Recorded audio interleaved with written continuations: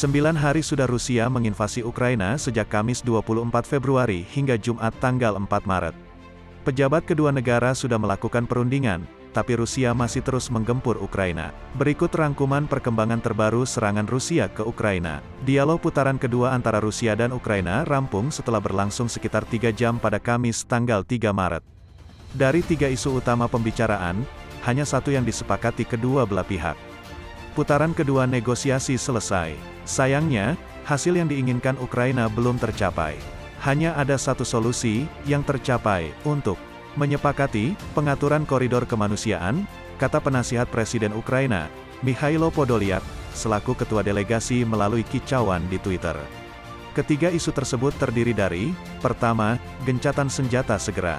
Kedua, perjanjian gencatan senjata. Terakhir, penetapan jalur kemanusiaan untuk mengevakuasi warga sipil dari wilayah Ukraina yang hancur digempur Rusia. Dengan hasil ini, untuk kedua kalinya perundingan Rusia-Ukraina sejak invasi Moskow berlangsung tidak menghasilkan terobosan soal kesepakatan gencatan senjata demi mengakhiri pertumpahan darah. Meski perundingan sedang berlangsung, Presiden Vladimir Putin bersumpah Rusia akan terus melancarkan operasi militer di Ukraina tanpa ampun. Putin berjanji pasukannya akan terus berjuang melawan yang dia sebut sebagai nasionalis di Ukraina.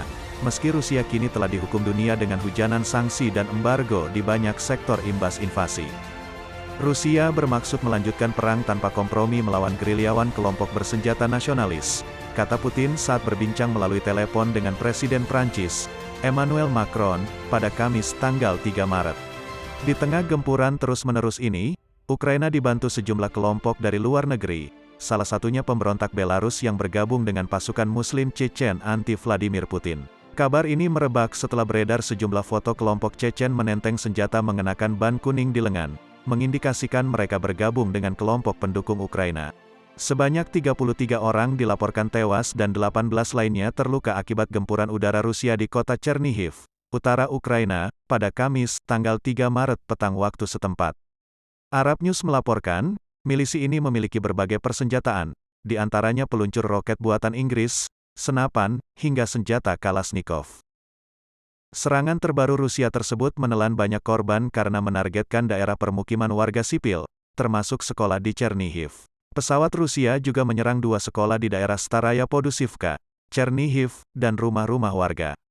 Tim penyelamat sedang bekerja di daerah itu, kata Gubernur wilayah Chernihiv, Vyacheslav Haus, melalui Telegram, seperti dikutip AFP. Menteri Luar Negeri RI, Retno Marsudi, menyatakan sebanyak 4 warga negara Indonesia, WNI, sudah berhasil keluar dari kota Kharkiv, Ukraina, di tengah gempuran Rusia. Menurut Retno, perjalanan yang harus dilalui oleh para WNI sangat tidak mudah. Mereka harus melalui sejumlah pemeriksaan, di tengah jam malam yang berlaku. Retno mengatakan, saat ini tim KBRI di Warsawa, Polandia, sudah bertemu dan menjemput 4 WNI tersebut. Mereka akan dibawa ke safe house di Rzeszów, Polandia. Selain itu, Retno menjabarkan, masih ada 14 WNI dari Ukraina yang masih belum dapat ikut dievakuasi ke Indonesia. Mereka sementara ini masih berada di Bukares, Rumania.